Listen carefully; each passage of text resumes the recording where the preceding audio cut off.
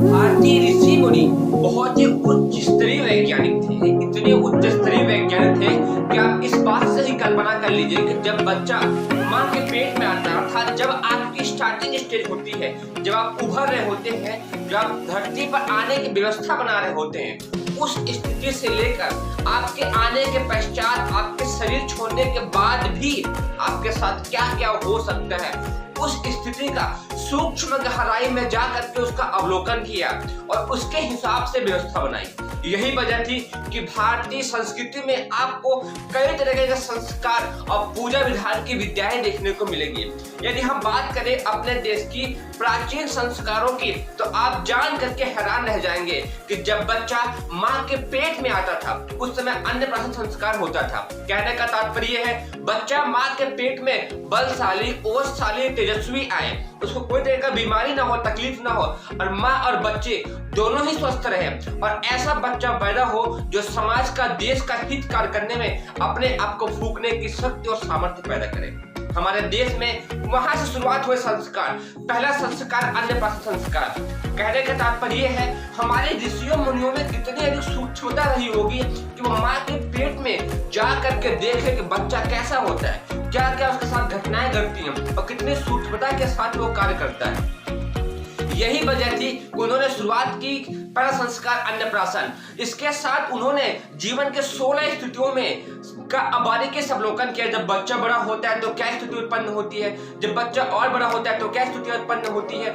इस तरीके से उन्होंने जीवन के 16 स्थिति में 16 तरह के संस्कार पैदा किए हैं, जिसमें से पहला होता है, जिसको हमने बताया, जब बच्चा माँ के पेट में आता है वो हो गया अन्नप्राशन। फिर उसके बाद और आगे आइए तो विद्यारंभ, और आगे आइए तो शिखा की पूजा, और आगे आइए तो मुंडन संस्कार, और आगे आइए तो यज्ञोपवीत संस्कार, और आगे बढ़ते जाए फिर जन्म दिवस, विवाह दिवस, अंत्योष्टि। ऐसे कुछ 16 संस्कार हैं जिनका भारतीय ऋषियों मुनियों ने बहुत ही बारीकी से चिंतन मनन करके इस संस्कारों को उत्पन्न किया है। यह एक सामान्य क्रिया नहीं है, बल्कि एक ऐसी विशेष क्रिया है जो भारत देश में ऐसे दिव्य शक्तियों को जागृत करने की शक्ति और सामर्थ्य रखे थी कि आज यदि आप जीवन के पूरे जीवन काल के शक्तियों का बारीकी से अध्ययन करें तो आप इस चीज को पाएंगे कि भारत देश में जब जब जिस तरह की मुसीबत आई है, उससे बढ़कर शक्ति संपन्न व्यक्ति पैदा हुए हैं और उन शक्तियों को दूर करने की शक्ति और सामर्थ्य अपने अंदर छुपाए रहते थे। इसकी बहुत बड़ी वजह थी अपने यहाँ की सूरज संस्कार पद्धति। कहने का तात्पर्य यह है, जब भी आपका जन्म दिवस आए, उस जन्म दिवस पर केवल केक काट करके पूजा विधान न संपन्न करें, बल्कि यह एक विशेष दिन होता है जो आपको यह एहसास दिलाता है कि आप इस जन्म में इस धरती में क्यों आए थे, क्या है आपकी शक्तियां, क्या है आपके अंदर का सत्य सामंजस्य, जिसके बल पर आप महान कार्य करने की शक्ति और सामर्थ्य छुपाए हुए हैं। अर्थात जन्म दिवस के अवसर पर आप विशेष पूजा आराधना कीजिए। यह क्रिया कैसे होती है? पहले तो आपको समाज में हर व्यक्ति ऐसे देखने को मिल जाते थे। चीन समय में तो जगह जगह इस तरह के संस्कार निरंतर ही संपन्न होते रहते थे, परंतु लंबे समय की गुलामी के पश्चात, लंबे समय की दुराचारों के, आत्माओं के आक्रमण के पश्चात आज हमारे बीच भी कुछ बुराइयां पनप गई हैं।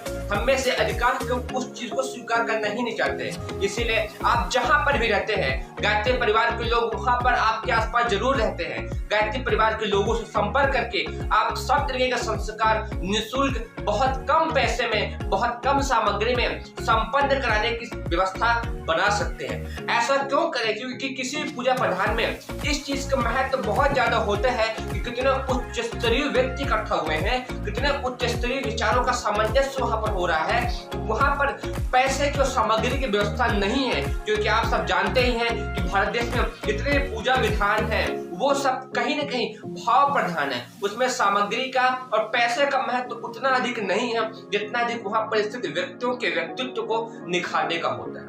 फिर से और लास्ट में अपनी बात को इतना ही कहूंगा, भारत देश में जो संस्कार की व्यवस्थाएं थी वो बहुत ही गहरी और गूढ़ थी। उनके महत्व को हम पुनः समझें और पुनः जागृत करें। गायत्री परिवार के माध्यम से आप सब संस्कारों को आज हम पुनः करने की व्यवस्था हो गई है। बहुत ही कम पैसे में। उम्मीद है आप इन सब संस्कारों के महत्व को समझेंगे और करेंगे। हाँ, एक बात का विशेष ध्यान है, जब भी आप कोई संस्कार करें तो अपने आसपास के लोगों को जरूर इकट्ठा करें, क्योंकि जब कोई विद्वान आता है अपनी बात को रखता है तो वह बात आसपास के लोगों तक फैले, लोग भी समझें और इस क्रियाकलाप को संपन्न करें। क्योंकि प्राचीन समय में भी जब भी ऐसे कुछ कार्यक्रम संपन्न होते थे तो लोगों को इकट्ठा किया जाता था, आसपास के लोग एकजुट हो करके उस सत्संग का आनंद लेते थे। और इस तरीके का सत्संग, कभी किसी का जन्म दिवस, कभी किसी का विवाह दिवस, कभी किसी का पुण्यस्मरण, कभी किसी का नामकरण, कभी यज्ञोपवीत, कभी विद्यागम, सब संस्कार निरंतर ही कहीं न कहीं होते रहते थे। यही वजह थी कि भारत देश में बच्चों से लेकर बूढ़े तक सब निरंतर सकारात्मक विचार से भरे रहते थे, क्योंकि ऐसे सकारात्मक क्रियाकलाप निरंतर ही होते रहते थे। अर्थात 16 संस्कारों के महत्व को समझिए और यथासंभव उसको अच्छे से अच्छा संपन्न कराने की व्यवस्था बनाइए। उसमें पैसे का और सामग्री का महत्व देने के बजाय व्यक्तित्ववान व्यक्तियों को इकट्ठा करने की आप कोशिश करेंगे। उम्मीद है इस वीडियो के माध्यम से आप सीखेंगे और इस संस्कारों को जागृत करने का प्रारंभ भी स्टार्ट करेंगे। आप सभी को बहुत